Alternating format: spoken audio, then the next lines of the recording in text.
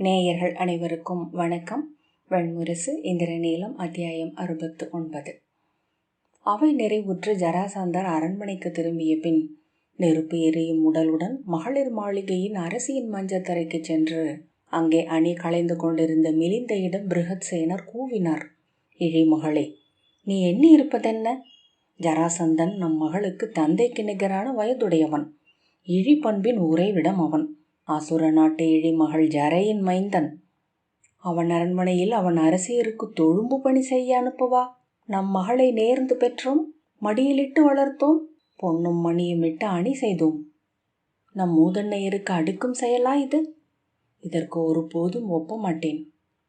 அரசி நிகரான சினத்துடன் திரும்பி முகம் உருகும் அரக்குப்பாவை என சுளிக்க, வேறென்ன செய்யவிருக்கிறீர்கள்? மச்ச நாட்டு பரதவனிடம் நதியில் மீன் பிடித்து அவள் வாழ வேண்டுமா? அவள் வயிற்றில் உதிக்கும் குழந்தைகள் செம்படவர்களாக சிற்றாடை கட்டி சேற்றில் உழல வேண்டுமா என்றாள். அவள் ஊழியது என்றால் அவ்வாறே அமையட்டும். ஜராசந்தர் அரண்மனையில் அவளிடம் எதுவாயினும் அரச முறைமைகளுக்கு அவள் உரியவளாக இருப்பாள். செம்பட்டு திரையிட்ட பொற்பல்லுக்கும் அகம்படி வீரர்களும் அணிச்சேடியரும் அவளுக்கு அமைவார்கள். ஆணையிடவும் அரண்மனை வாழவும் தகுதி அமையும். அவள் மைந்தர் இளவரசர்களாகவே அறியப்படுவார்கள் என்றாள். பின் அவள் குரல் தழைந்தது. யார் அறிவார்? அவர்களில் வீரமும் நுண்ணறிவும் கொண்ட மைந்தர் பிறந்து இன்றோ ஒரு நாள் மகத பெருநிலத்தின் ஒரு பகுதியை வெல்லக்கூடும். முடிசூடி கோல் கொண்டு அரியணை அமர்ந்து அவர்கள் ஆளவும் கூடும். மகத நிலம் மிக பெரியது. நெடுங்காலம் அது ஒற்றை நாடென திகழ முடியாது என்றாள். பெருமூச்சுடன் மஞ்சத்தில் மெல்ல அமர்ந்து, இன்று நாம் எண்ணக்கூடியது இதுவே. பெருஞ்சுவரில் இருக்கும் ஒரே வாயில், நமக்கு பின் கால பெருவெள்ளம் என்றாள். நான் இதற்கு எப்படி ஒப்புவேன்? என் உள்ளம் சொல்கிறது, என் இளையோள் அந்த மச்சர்குடி மைந்தனுடன் காதல் கொண்டு வாழ முடியும். இந்த மதகளிற்றின் முன் அவள் மிதிப்பட்டு மண்ணில் உழல்வாள் என்றார் பிருகத்சேனர். அது அரசகுல பெண்டிரின் ஊழ். அவர்களில் இனிய காதல் வாழ்க்கையை அடைந்தவர்கள் மிகச் சிலரே. அரண்மனைக்கும் மணிமுடிக்கும் அவர்கள் கொடுக்கும் நிகர் விலை அது என்றாள் அரசி. என் இளமையில் பெருநிலம் ஆளும் தின்தோள் கொண்ட வீரன் ஒருவனை கனவு கண்டேன். வீணை நரம்பன்று பிரிதறியாத உங்களுக்கு அரசியாகி இந்த சிற்றூரின் மர வீட்டில் பொய்யரசை ஆளவே எனக்கு ஊழிருந்தது. அன்றிரவெல்லாம் தன் அரண்மனையில் துயில் கொள்ளாது அமர்ந்திருந்த பிருகத்சேனர் நெடுநாட்களுக்கு பின் தன் வீணையை எடுத்து அதை மீட்டினார். ஒன்றுடன் ஒன்று இணையாமல் தனித்தனியாக உதிர்ந்த உலோக விம்மல்களின் நிறையாக எழுந்தது இசை. ஆனால் அவர் உளம் கொண்ட துயரங்கள் அனைத்தையுமே சொல்லி முடித்து அந்நிறைவை தன் குடத்துக்குள் நிறைத்து ரீங்கரித்தது. அதன் மேல் கவிழ்ந்து துயின்று கம்பித்தடங்கள் செவ்வரிகளாக படிந்த முகத்துடன் எழுந்தார். ஆடி முன்னின்று அறியாத தெய்வம் ஒன்று தன் சவுக்கை அவர் முகத்தில் வீசிச் சென்றது போல் தெரிந்த அந்த வடுநெறியை நோக்கி நீள் மூச்செறிந்தார். வரிகளை மெல்ல விரல்களால் வருடி கொண்டிருந்த போது தன்னுள் ஓர் இசை எழுவதை உணர்ந்தார். குருதியாலான கம்பிகள் கட்டப்பட்ட யாழ் தன் உடல். அது மீட்டும் இசையை செவிகளுக்கு அப்பால் அகச்சரையில் வாழும் ஆத்மனால் மட்டுமே கேட்க முடியும். என்ன என்றறியாமல் அவர் உடல் அப்போது விதிர்த்தது. தன்னுள் எழுந்த அறிதல் ஒன்றின் விளைவோ என உணர்ந்த பின்னரே அவர் அவ்வறிதலை சொற்களாக ஆக்கி கொண்டார். அதுவா அதுவா என மீண்டும் மீண்டும் தொட்டு தேர்ந்தார். கல்லா வைரமா என மயங்கும் வணிகனின் பதற்றத்துடன் பின் புறங்கழுத்தில் விழுந்த குளிர்ந்த அடி போல அதை உணர்ந்தார். அவர் மகள் ஜராசந்தனுக்கோ மச்சனுக்கோ மணமகள் அல்ல என்று. அவள் வாழும் இடம் பெரிதொன்று. தூய இசை மீட்டி அவள் செய்த தவம் அவளை அங்கு மட்டுமே கொண்டு சேர்க்கும். அவள் இசை தெய்வங்களால் சூழப்பட்டிருக்கிறாள். அவை அவளை தங்கள் மெல்லிய சிறகுகளால் சுமந்து கொண்டு செல்கின்றன. எங்கு அவை தங்கள் சிறகமைத்து அமர முடியுமோ அங்குதான் கொண்டு செல்கின்றன. எவ்விடம் என்று அவர் அறிந்திருக்கவில்லை, எவரென்று வைத்திருக்கவில்லை. ஆனால் திருமகள் தன் ஆலயத்தை சென்றடைவாள் என்று முழு உறுதியுடன் உணர்ந்தார். நிறைந்த உள்ளத்துடன் அவர் தன் மந்தன் அவைக்கு வந்தபோது மத்ர குலத்தின் குடிமூத்தார் 7 சினத்துடன் அங்கு வந்திருந்தார்கள். முந்தைய நாள் அரியணையில் ஜராசந்தன் அமர்ந்தது அவர்களை கிளர்ந்தழச் செய்திருந்தது. முகமன் ஏதுமின்றி சினத்துடன் கை நீட்டி எழுந்த பத்ரகுடியின் மூத்தாரான வீரபத்ரர், அரசே, மத்ர நாட்டு மணிமுடிக்கு கட்டுப்பட்டவர்கள் நாங்கள். ஆசரகுலத்து ஜரையின் மைந்தனுக்கு அடிபணிந்து நிற்க எங்களால் ஆகாது என்றார். சங்ககுடியின் மிருகசேஷர், அந்த குலமிலி என்று இவ்வரியணையில் அமர்ந்தானோ அப்போதே நாங்கள் மற்றர்கள் அல்லவென்று ஆகிவிட்டோம். இனி இம்மண் எங்களுக்குரியதல்ல. எங்கள் குடிகள் அனைத்தும் கிளம்பி மத்ரபுரிக்கு செல்கிறோம் என்றார். இன்று ஜராசந்தனின் தொழும்பனாக தாங்கள் இவ்வரியணை அமர்ந்திருக்கின்றீர். மற்றர் என்று இனி பெயர் சொல்ல வேண்டாம் என்றார் பிருங்ககுடியின் சம்வரதர். பிருகத்சேனர், எம்முடிவையும் எடுக்கும் நிலையில் நான் இல்லை. படையற்றவன், அரசன் என்று பெயர் மட்டுமே கொண்ட சிற்றரசன். என்னால் ஆவது ஏதுமில்லை. அணைவது நிகழ்க என்றார். அது உங்கள் விருப்பம். ஆனால் எங்கள் குடி பிறந்த இளவரசியை நீங்கள் அசுர குருதி கொண்ட அவலனுக்கு அளிக்கிறீர்கள். மூதன்னையர் வாழும் எங்கள் இல்லங்களில் இச்செய்தி அளித்த பெரும் சினத்தை அறிவீர்களா என்றார் சிறுதகுடியின் பிருகதர்.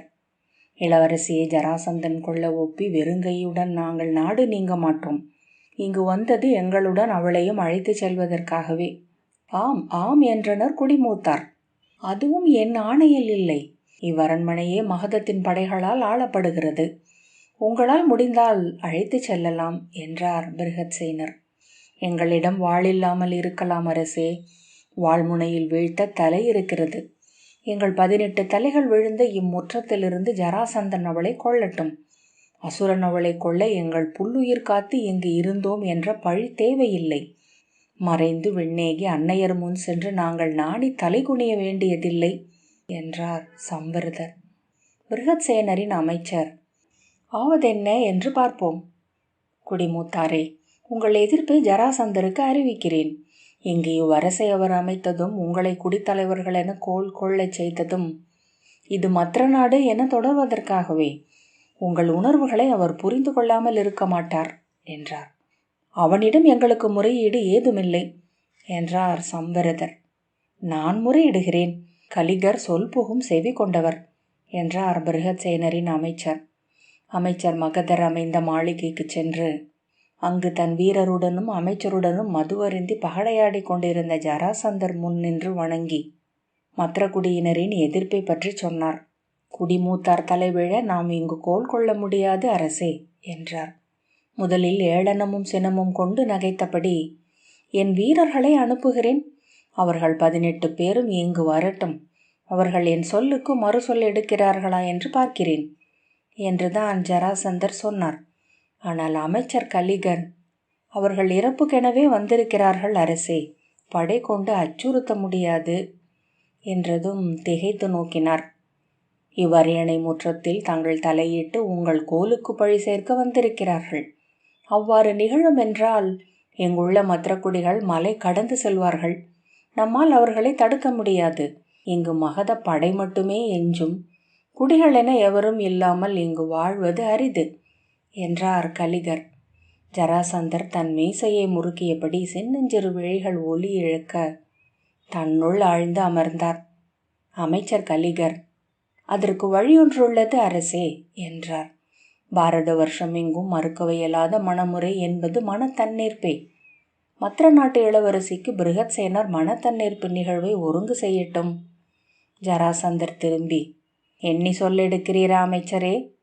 இன்று வரை எந்த மனத்தன்னேற்பிலும் நான் வென்றதில்லை. கதையில் எனக்கு நிகரானவர் என பலராமரும் பீமனும் கீச்சகனும் துரியோதனனும் இருக்கையில் உறுதியான வெற்றி என்று நான் அதை சொல்ல முடியாது. வில்லென்றால் பார்த்தனும் கர்ணனும் இளைய யாதவனும் அஸ்வத்தாமனும் இருக்கையில் நான் எதை வெல்ல முடியும் என்றார். அமைச்சர், மனத்தன்னேற்பு அறிவித்தால் அவர்கள் வந்து சேர்வார்கள். பார்த்தன் வந்தால் வில்லிலும் பலராமர் வந்தால் கதையிலும் தாங்கள் வெல்வது அரிது. ஆனால் அதற்கும் வழியொன்றுள்ளது என்றார். நாம் நமது சிற்பியை இங்கு அனுப்புவோம். நாம் மட்டுமே வெல்லும் உள்நுட்பம் கொன்ற பொறி ஒன்றை அவன் அமைக்கட்டும். அதை வெல்ல பார்த்தனால் இயலாது. துவாரகையின் மன்னனாலும் இயலாது. கர்ணனாலும் இயலாது. நாம் வெல்வோம். மாத்திரையை கொண்டு செல்வோம். பாரத வருஷத்தின் சத்திரியர்கள் அதை எதிர்க்க முடியாது. குடிகள் அனைவரும் அதை ஏற்றே ஆக வேண்டும் என்றார். நான் மட்டுமே வெல்லும் பொறி என்றால் என்று ஜராசந்தர் இழுக்க, அதை நான் அறிவேன். தங்களுக்கு அமைத்து காட்டுவேன். மன நிகழ்வு நாள் வரை அப்பொறியிலேயே நீங்கள் பயிற்சி எடுக்கலாம். அதன் நுட்பம் என்ன என்று அறியாத எவரும் அதை வெல்ல முடியாது என்றார் கலிகர். ஹஸ்தினபுரி அருகே காணாடி கொண்டிருந்த பார்த்தரும் இளைய யாதவரும் மாத்திரையின் மனத்தன்னேற்புக்கான அறிவிப்பை மத்திரத்திலிருந்து வந்த பிராமண தூதரின் வழியாக அறிந்தனர். துரியோதனனும் கர்ணனும் அதற்கு செல்லவிருப்பதாக ஹஸ்தினபுரியிலிருந்து வந்த ஒற்றன் சொன்னான்.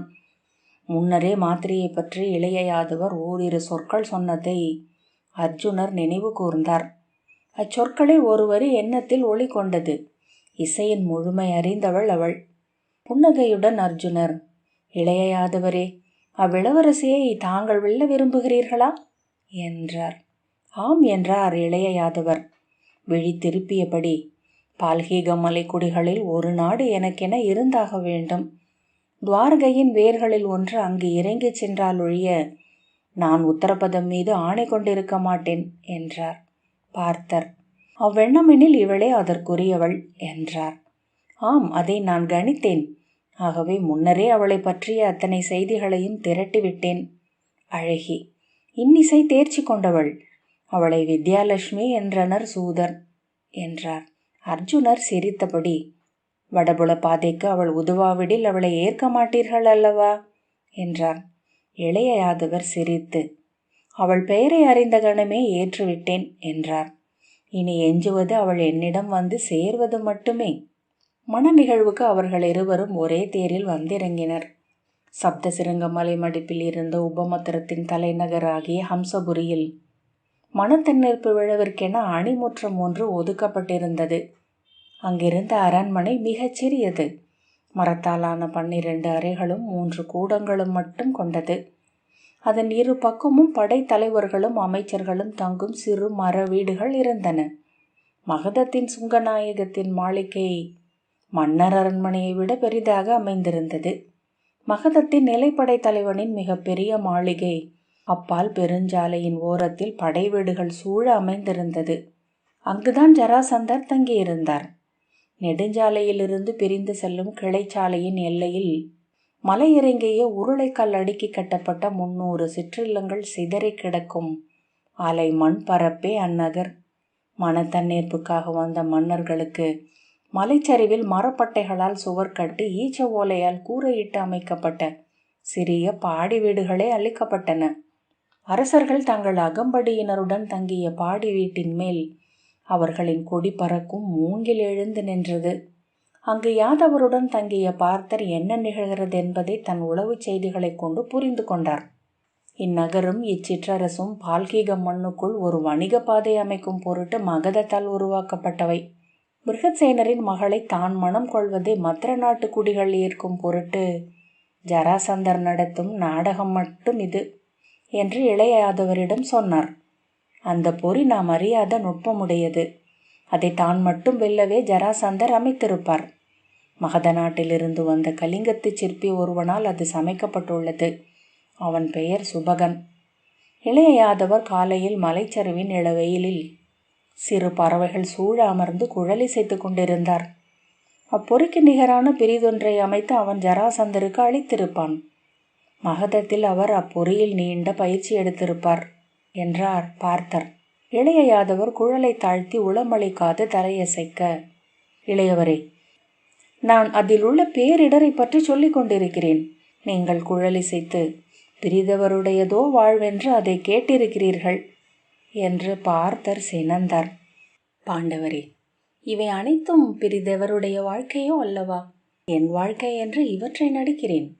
மேலும் சினந்து, இந்த வீண் வேதாந்த சொற்களை சில தருணங்களிலும் நான் வெறுக்கிறேன் என்றபடி பார்த்தர் வெளியே சென்றார். முற்றத்துக்கு சென்று அந்த பொறியை கூர்ந்து நோக்கியபடி 12 முறை கடந்து சென்றார். பின்பு அதை கன்று தோலில் 12 வரைபடங்களாக வரைந்தார். 12 வரைபடங்களையும் ஒன்றாக்கி ஒற்றை ஓவியமாக்கினார். மகிழ்வுடன் வந்து, இளையவரே, அப்பொறியின் நுட்பத்தை புரிந்து கொண்டேன்.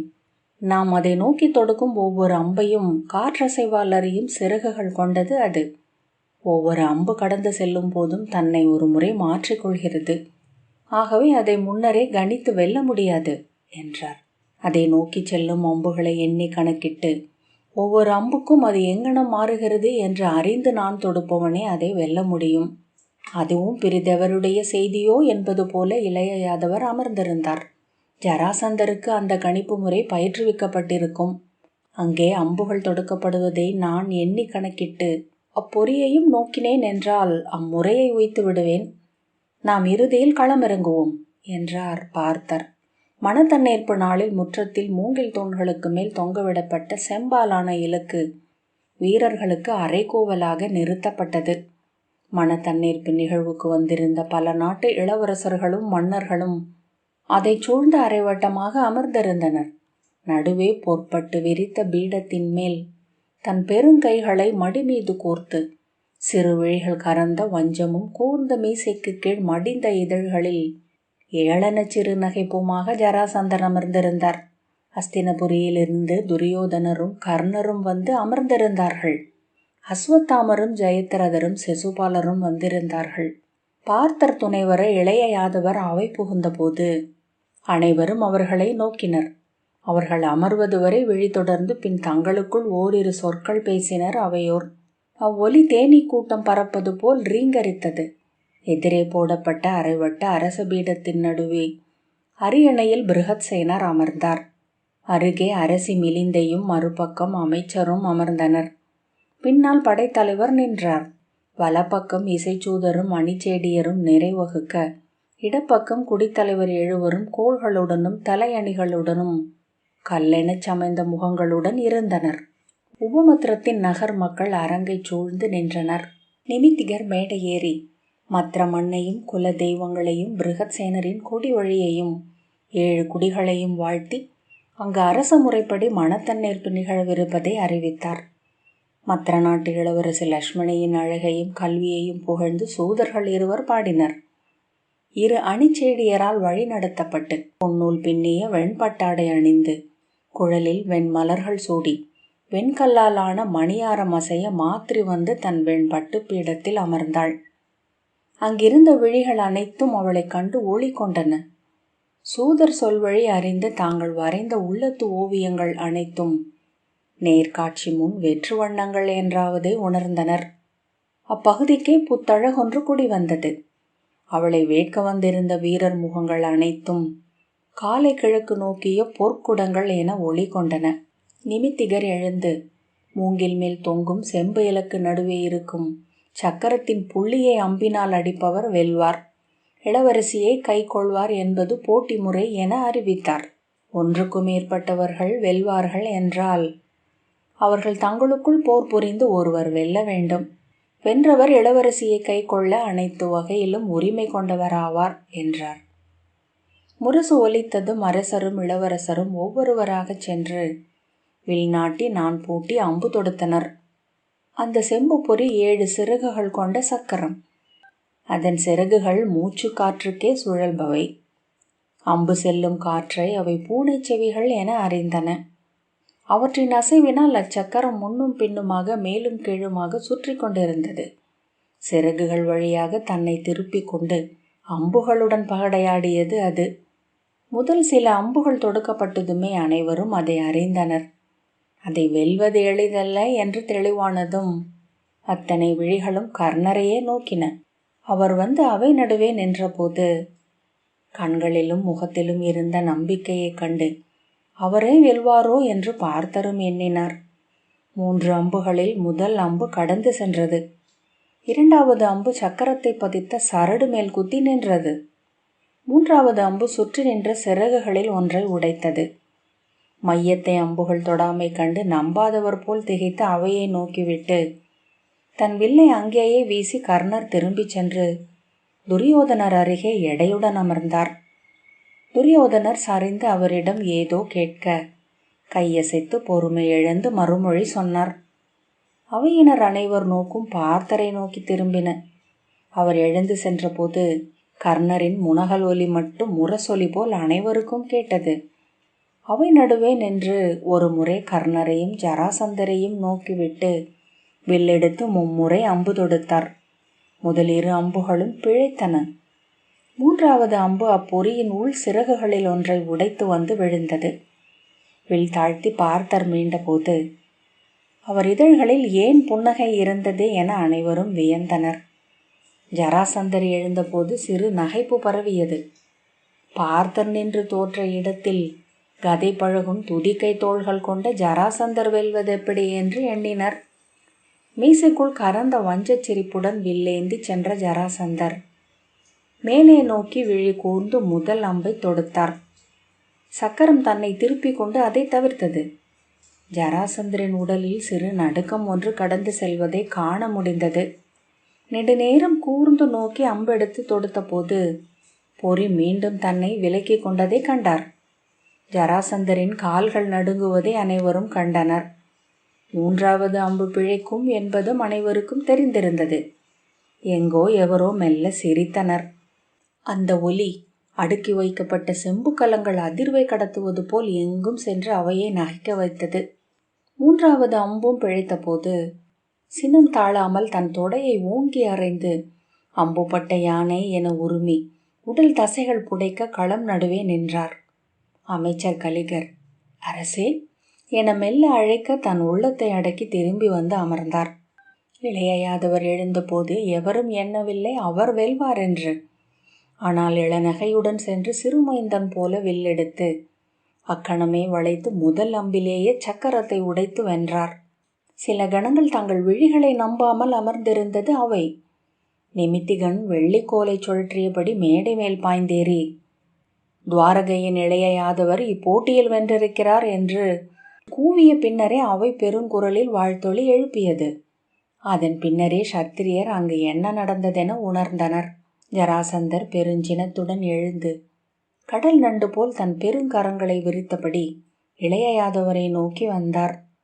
இது வஞ்சம், இது சூது, மாயத்தால் இளவரசியை மனம் கொள்ள விடமாட்டேன் என்று கூவ, மாயம் செய்தவர் நீர் மகதரே. இத்தனை விழிகளுக்கு முன் முறையாக மாத்திரரின் கண்ணியை நான் கொண்டிருக்கிறேன். நேரிப்படி அவள் என்னுடையவள் என்ற இளைய யாதவர் கையில் மாலையுடன் நின்ற இளவரசியை அணுகி அவள் வலக்கையை பற்றினார். இளவரசி அம்மாலையை அவர் தோளில் அணிவிக்க அவள் கையை பற்றி இழுத்து கொண்டு வெளியே சென்றார்.